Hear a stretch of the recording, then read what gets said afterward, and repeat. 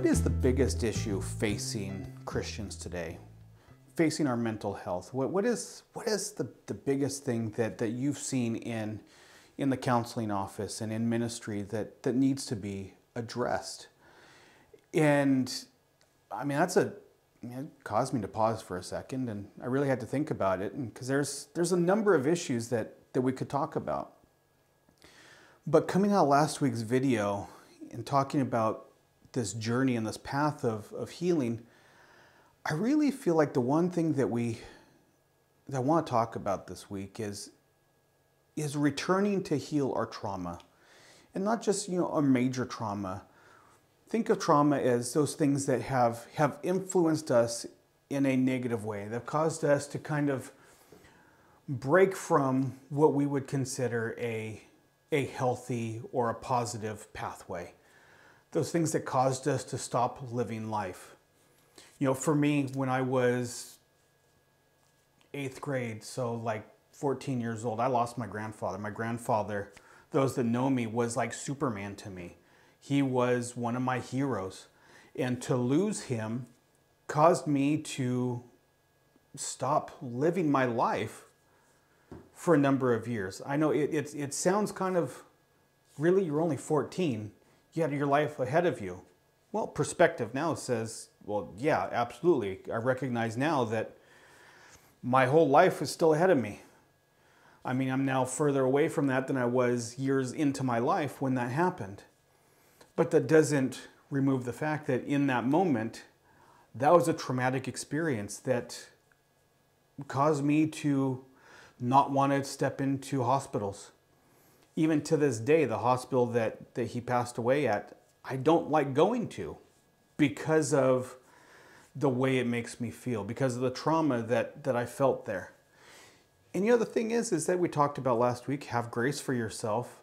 That's something that's completely understandable.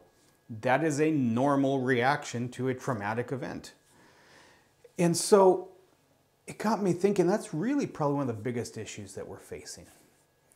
So I'm going to encourage you, whether it's today or tomorrow or when it happens, to look at your life and be willing to take a step back into your trauma. Take a step back into those things from your past that have defined your life in not necessarily the most positive way. See, the problem that many people that have come to me, have come through the counseling office, have come through my training and my education, many people who have come through because they have tried to ignore and avoid the pain of their trauma. They went through it, they experienced it, they don't want to go back through it, so they just push it down, they squash it down. They say, I don't want to go back there. Once again, completely understandable, but also a reason that keeps us entrapped in our issues, keeps us trapped and separated from the freedom that God has for us. See, there is a process that we go through. There's a process in everything. Christ opens the door through what he did on the cross. Healing is there. He offers it to us freely. He gives us, that opportunity to find healing, but there is a process to finding the conclusion of that healing that starts at the cross. So think about it this way, okay? Let's push trauma aside and let's look at it from a more physical standpoint. You're out, say, riding your bike, and you're riding along and you hit a bump in the road. You hit a speed bump, you hit a pothole, and you fall off your bike and you break your arm. I mean, it's broken. It's more than just a bruise or a scratch. You have broken bones. Now, are you going to go take a bandaid and put a bandaid on that? Well, no, because you recognize that a bandaid isn't going to help a broken arm. But this is what we do with trauma so many times. We have an event that to us spiritually, emotionally, psychologically is like a broken bone. But we try to avoid and just put a band-aid on it, say, oh, it'll heal itself, it'll scab over. Well, the problem is it will scab over, but it will also become infected. So I had a coworker when I was working in construction that as we were working, he had gotten a sliver in his finger. And he just said, oh, you know what, I'll just put a band-aid on it, I'll be fine, I don't have to worry about it. Well, by the end of the day, his finger was throbbing. But he's just, well, I hit it, it hurts. You know, it's a normal construction issue. A couple days later, his hand was completely red and his finger was turning black. See, what had happened was he had an infection from that sliver that had gotten in his finger. They had infected his hand. See, rather than pulling it out, he just, well, he did pull some of it out, but he didn't get all of it out. And rather than dealing with getting it taken care of, he just put a band-aid on it.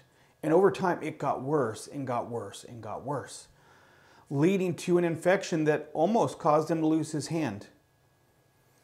Now, this is what we have going on for so many of us, maybe even you as you're watching this, that when we don't deal with our trauma, when we don't deal with those things, it's an infection in our soul, in our mind, in our relationships, that is going to lead to further and further infection and ultimately death. We're not going to be able to reach the health, the freedom, the prosperity that God has for us if we're too busy wrapped up in our trauma from our past. So we talked about grace last week. Grace to allow yourself to fall, to stumble. Now have grace for yourself to be able to go back and experience that trauma. I know it sounds like asking a lot.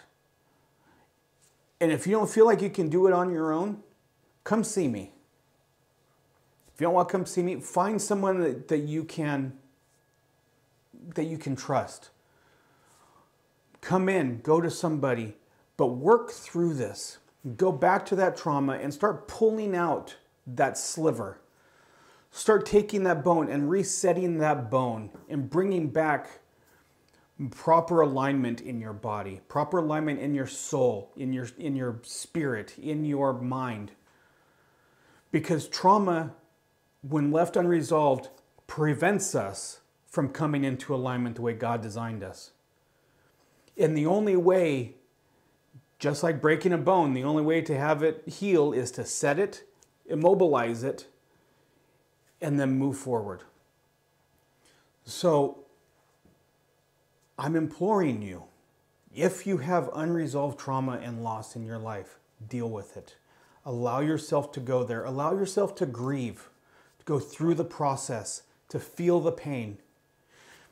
Because as scary as it seems now, on the other side is freedom, is hope, is breakthrough, is everything that you would be hoping for.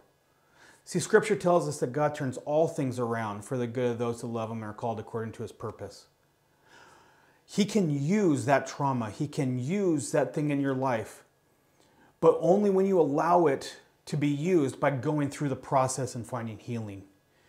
Because when we don't find healing for our trauma, what ends up happening is we try to find resolution through others in it. We try to heal ourselves through others. And what happens in doing that is we bring others down. Rather than building people up, bringing them to Christ, we drag them down. So if you want to be used like one of the heroes of the Bible, you want to be used, you want what you've gone through to mean something, to help somebody else so they don't have to go through it, so they don't have to feel the pain that you feel, then enter back into that pain and walk through it. Walk through it with someone like myself, someone like, Pastor George here at South Tacoma.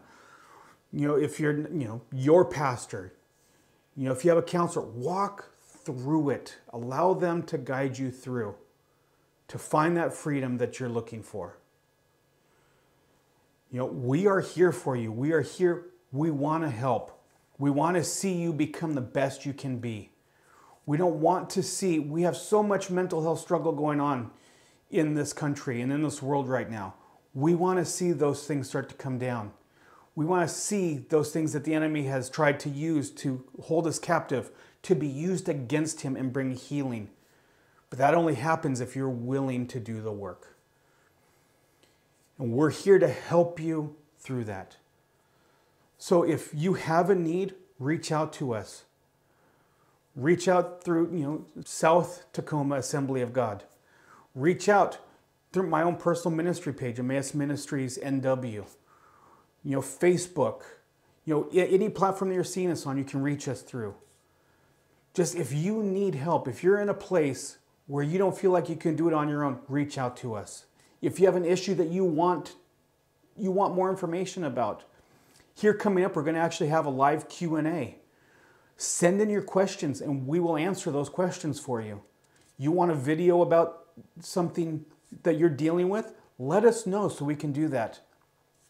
We are doing this not so I can hear myself talk to myself, but so that you can be blessed and encouraged for the future. We want to encourage you as well as your family and friends. So share this video with everybody on all your platforms. Do it. Get it out there. Bless others. If this is blessing you, bless others with it. Others might need help as well. So share this. Let's be a light in the darkness. Let's not hide God's truth underneath a basket. So please share this. Comment. Let us know that you're liking this. Let us know what's working for you. We only know if it's hitting home if you let us know. So those that have given us feedback, we so appreciate that. Continue giving us feedback. If you haven't given us feedback yet, let us know that you're listening. It's encouraging to us. It lets us know that we're doing something right. If you don't like this, let us know. Maybe we can make a change. Let us know what you don't like or what you do like. But I hope this has blessed you. I hope this encourages you. I hope this Mental Health Monday helps you through the week. But know that we are praying for you. We are seeking God's face for you. And we are loving you through this camera lens into your living room, your office, or your car, wherever you're watching this. But we love you and God bless.